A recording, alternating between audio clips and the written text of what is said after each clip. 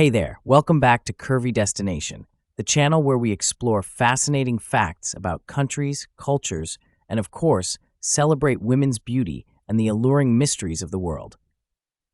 Today, we're flying into a question that takes us deep into ancient times, the origin of Africans. Did you know Africa is home to over 1,500 languages and the world's oldest known human remains? This powerful continent has inspired tales in the Bible and beyond, and we're here to dive into its incredible legacy. If you're ready to journey back in time and explore with us, make sure you hit that subscribe button and turn on notifications. All right, let's get into it. Our story begins in the Garden of Eden, the paradise where the first humans, Adam and Eve, were created by God. The name Adam comes from the Hebrew word Adama, which means earth or ground.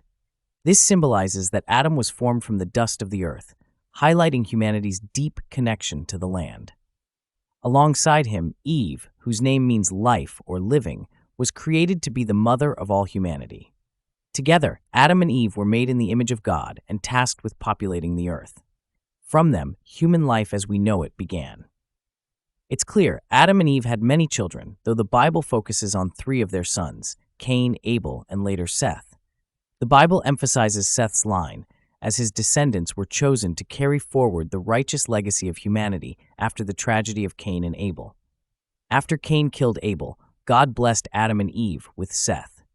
His name, meaning appointed or granted, symbolized the continuation of the righteous line through which humanity would thrive. However, as time went on and several generations came and go, humanity became increasingly corrupt and immoral, leading to God's decision to cleanse the world with the Great Flood. Yet, in his mercy, God spared one righteous man, Noah, and his family. The name Noah, meaning rest or comfort, symbolizes hope for a new beginning. After the flood, Noah's 3 sons, Shem, Ham, and Japheth, became the ancestors of the nations that repopulated the earth. It is through these 3 that humanity spread across the globe, each of them playing a role in shaping different ethnic groups and civilizations. Shem became the ancestor of the Semitic peoples, including the Israelites and Arabs. Japheth became the ancestor of people who spread into Europe and parts of Asia. Ham, the 3rd son, is the most important for understanding the biblical origin of African peoples, including black ethnicities. To understand the biblical origins of black people, we turn to Ham, one of Noah's 3 sons. The name Ham is believed to be associated with heat or darkness, reflecting the regions his descendants would eventually inhabit. The name Ham also means burned or black, suggesting his skin color. Ham had 4 sons, Cush, Mizraim, Phut, and Canaan, each of whom played a vital role in shaping the cultures and civilizations of Africa and beyond. Cush's descendants dominated East Africa, while Mizraim's descendants became the Egyptians. Phut's descendants settled in Central Africa, while Canna's descendants crossed the Red Sea to the Middle East. Over thousands of years, these groups migrated and intermingled with others across the continent, creating a rich tapestry of cultures, languages, and ethnicities. Let's take a deeper look at how various African ethnicities connect with their biblical origins. 1. East African peoples. Cushites. The descendants of Cush are strongly linked to East Africa. The kingdom of Cush, for example, ruled over parts of Nubia and even conquered Egypt at one point. The influence of Cush's lineage is seen today in the cultures of Ethiopia, Sudan, and Somalia.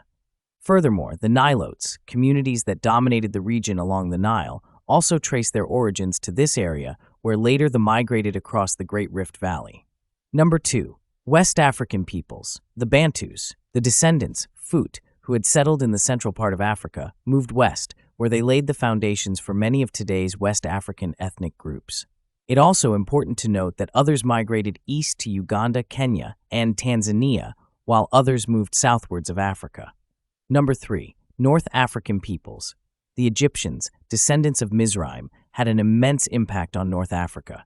Their contributions to art, architecture, religion, and science are still felt today. The influence of ancient Egypt remains embedded in the region's identity, reminding us of the significance of Mizraim's lineage. Over centuries, as these migrations continued, the descendants of Ham intermarried with other groups, creating the diverse and complex ethnicities that we see in Africa today. So there you have it, a journey through the Bible, tracing the roots of African peoples back to Noah's son Ham and his descendants. Africa's story is one of resilience, adaptation, and growth.